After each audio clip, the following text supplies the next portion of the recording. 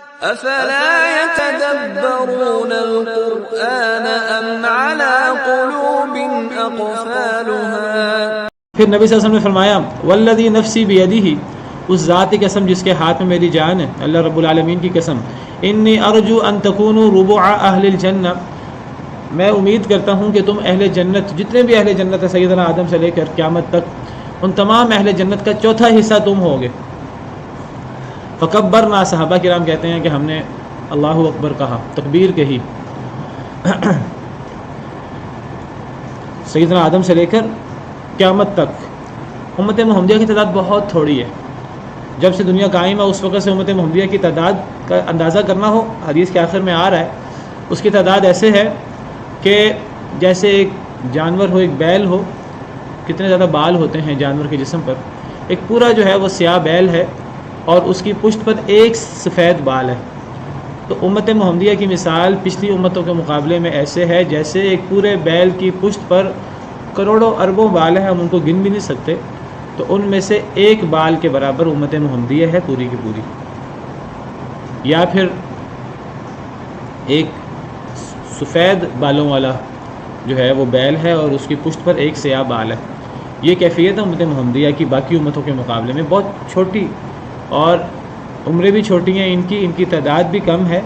باقی امتوں کی عمریں بھی بہت لمبی تھیں اور ان کی تعداد بھی بہت زیادہ تھی، لیکن یہ اتنی تھوڑی ہونے کے باوجود یہ ایک بشارت ہے. دیکھیے ہمارے دین کے اندر امید بھی ہے اور خوف بھی ہے.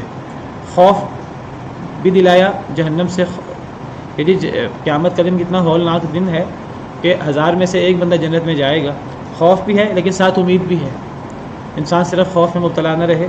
امت محمدیہ کو آپ نے جو ہے وہ امید دلائی کہ جو بندہ اللہ اور اللہ کے رسول کے احکامات پر عمل کرنے والا ہے، اللہ سے ڈرنے والا ہے، تو فرمایا کہ مجھے امید ہے کہ تم تمام اہل جنت کا چوتھا حصہ ہوگے. صحابہ کرام کہتے ہیں ہم نے اللہ اکبر کہا. نبی صلی اللہ علیہ وسلم نے فرمایا ارجو ان تکونوا ثلث اہل الجنہ، میں امید کرتا ہوں تم اہل جنت کا تہائی حصہ ہوگے، 1/3. صحابہ کرام کہتے ہیں فکبرنا، ہم نے تکبیر کہی. پتہ لگا کوئی بڑی بات سنیں ہم تو ہمیں اللہ اکبر، اللہ کا ذکر کرنا چاہیے، اللہ کی شان، اللہ کی بڑائی بیان کرنی چاہیے. اللہ کا کرم ہے، اللہ کے کرم سے، اللہ کے احسان سے انشاءاللہ امت محمدیہ بڑی تعداد میں جنت میں داخل ہوگی. لیکن یہ نہیں پتہ کہ شروع میں داخل ہوگی کہ سزا بھگت کر.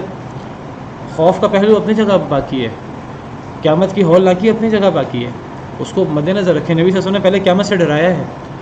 صحابہ کرام کہتے ہیں ہم نے اللہ اکبر کہا. پھر آپ نے فرمایا میں امید کرتا ہوں ان تکونوا نصف اہل الجنہ، تم پورے اہل جنت کا نصف ہوگے.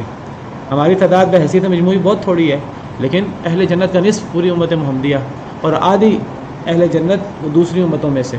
صحابہ کرام کہتے ہیں کہ ہم نے پھر اللہ اکبر کہا. تو نبی صلی اللہ علیہ وسلم نے فرمایا کہ یہ تو تمہاری اہل جنت کی تعداد ہے، پوری باقی تمام قوموں کا نصف. اور حقیقت میں تمہاری تعداد کتنی ہے؟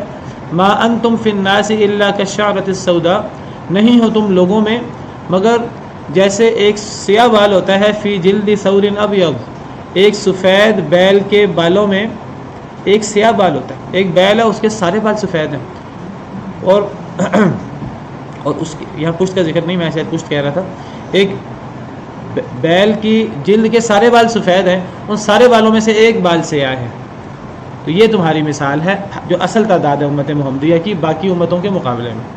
یا پھر او کشعرۃ بیضاء، یا ایک سفید بال فی جلد ثور اسود، ایک سیاہ بیل کی جلد میں، ایک سیاہ بیل کی کھال میں جتنے بھی سیاہ بال ہیں تو ایک بال اگر سفید ہے تو یہ امت محمدیہ کی مثال ہے.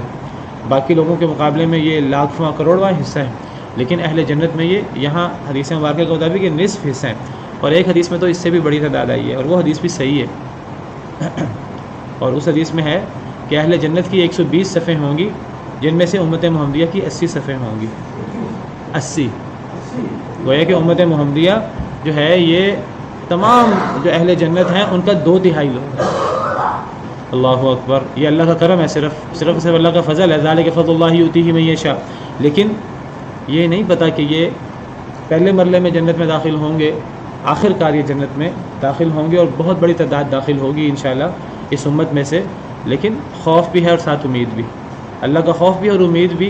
اگر ایمان ہوگا اور اگر اللہ اور اللہ کے رسول کی اطاعت ہوگی، توحید ہوگی، تو باقی چیزیں اگر ہوئی اللہ چاہیں تو معاف کر دیں بغیر توبہ کے. اگر انسان توبہ کر لے تو پھر ہر چیز معاف ہو جاتی ہے. اگر توبہ نہیں کی تو اللہ کی مرضی ہے توحید کے علاوہ, شرک کے علاوہ. اللہ چاہیں تو معاف کر دیں, چاہے تو اللہ سزا دے کر پھر جنت میں بھیج دیں.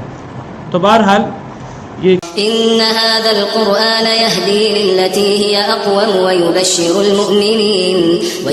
المؤمنين الذين يعملون الصالحات أن لهم أجرا كبيرا.